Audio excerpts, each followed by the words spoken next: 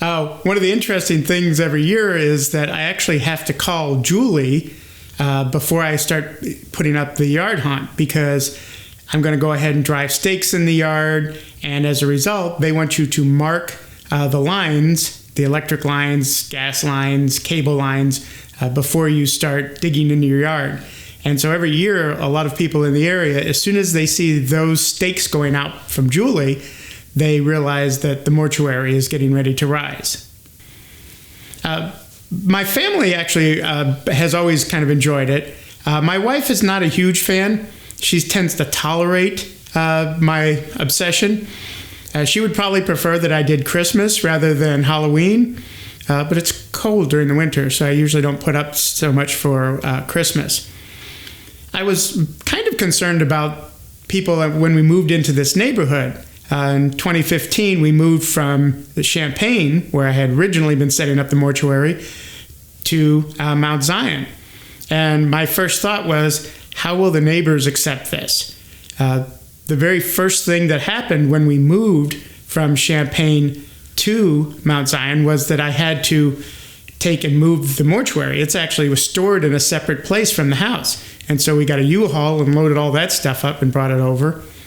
And I just wondered how people would think about that, as the first thing that moves into the new house is we've opened up the back of the van and we're unloading skeletons and coffins and all kinds of stuff. But as it turns out, the neighbors have been really excited about it. The first year, a lot of the kids would make big circles around the house, like they were afraid to get anywhere close to it, but slowly they would get closer and closer. And now they're some of my biggest fans. They know where all the statues are supposed to be. They know which tombstones are supposed to be where. They have their favorite characters. I know one of the characters I originally had built was a pop-up prop. And that pop-up prop just pops up behind a tombstone. And I originally had planned that to go behind any tombstone. But what happened was the kids started calling it Milton. And why did they start calling it Milton? And I realized it was standing behind a tombstone that year that had Milton written on the front. So now that particular pop-up is always behind the Milton tombstone. The first year we started the Edgewater Mortuary here in Mount Zion, we got about 75 kids that year. The next year it was up to 120 something, I believe. And then we were up to 173 2 years ago. Last year was actually back down a little bit. It was like 143. This year, my wife and I have kind of an over-under bet. We made 150 full-size candy bars that have their own special Edgewater mortuary wrapping paper. And so that's what the over-under is this year for it. She says it's going to be under 150. I'm thinking it's going to be over 150. And so we'll see if we run out of the full-size candy bars or not. But generally, the kids are very excited. They come up, they tell us how much they love the decorations on the house. And a lot of the kids tell me that they, make a special point to come to the mortuary. So they're not really from like up or down the street or something. They may be driving in from all over or the area, Decatur, and even as far as Forsyth and stuff, coming down just to see the mortuary. And so they're always very excited about it. And some of them have said, they've kind of made it an annual tradition to visit the mortuary. So every year, pretty much October 31st, I start working on next Halloween.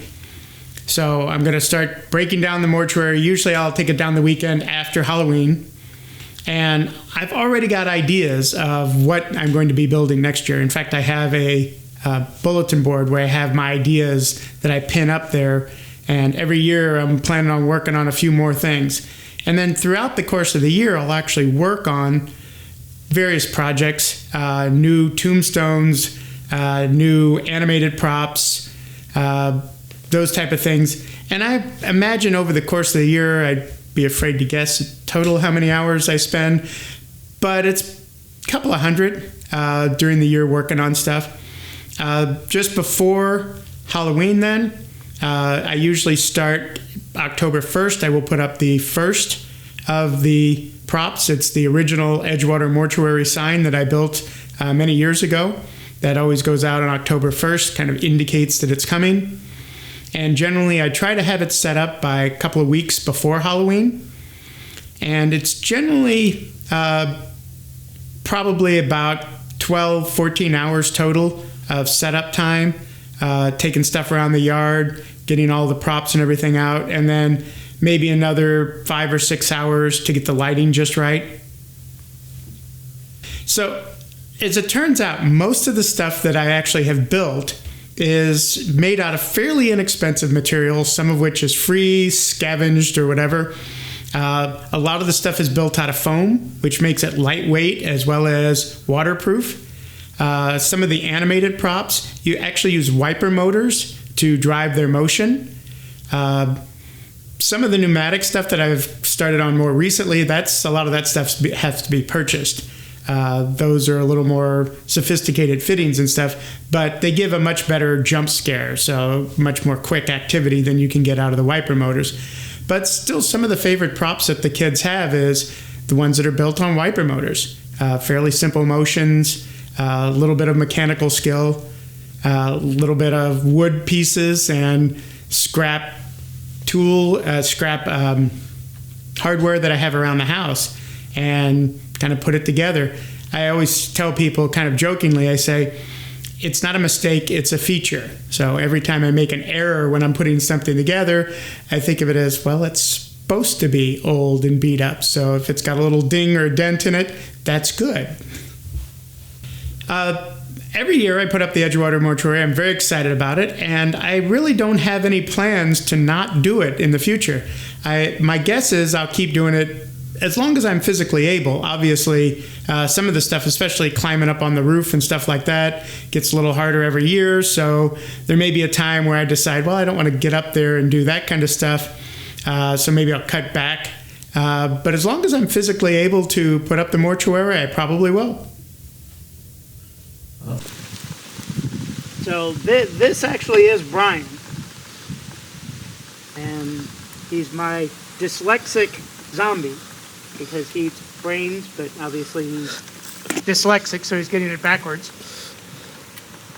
And I actually learned this particular project, the mechanism, from another haunter, one of the group from the Chicago Haunt Builders. I go up there every once in a while and meet with them, and we get together and build stuff. It's a pretty long day, but those guys have a lot of knowledge, so it's really helpful. You learn all kinds of new stuff. I bet that's super fun. Yeah, it's kind of cool to get together with people who have, kind of similar interests. Yeah. Oh, I actually have people who think that's my real windows in the house. But in fact, it's a styrofoam insert where I used pool noodles to get the depth to it, and then just put a couple of half the skulls on there and did a little artwork on it, and that's the window. Say that again. This is where I keep. So this is the storeroom. This is where the mortuary lives in the off season.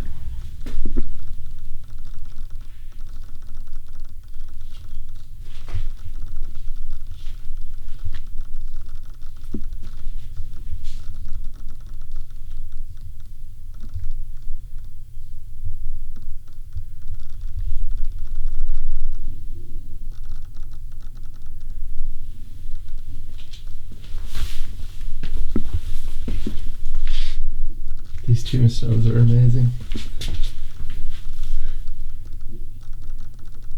So, where'd you get a little angel, or You just find them. The dollar store. A lot of good stuff at the dollar store. Sales and stuff like that. That's actually my second angel up there. I broke my first one. Fell off. That big cross I made with my dad and my brother. Okay. Right, one of the first things that I bought when we moved into this house was this. It's a 60-gallon compressor. And the main reason that I bought it was for the haunt. I told my wife it was to drive certain pneumatic tools I have, but I don't really have that many pneumatic tools. But it will drive a whole lot of props. And so the 60-gallon compressor is actually piped through the house and comes out the front of the house, so you can't even hear it running back here, and it doesn't interfere with the props.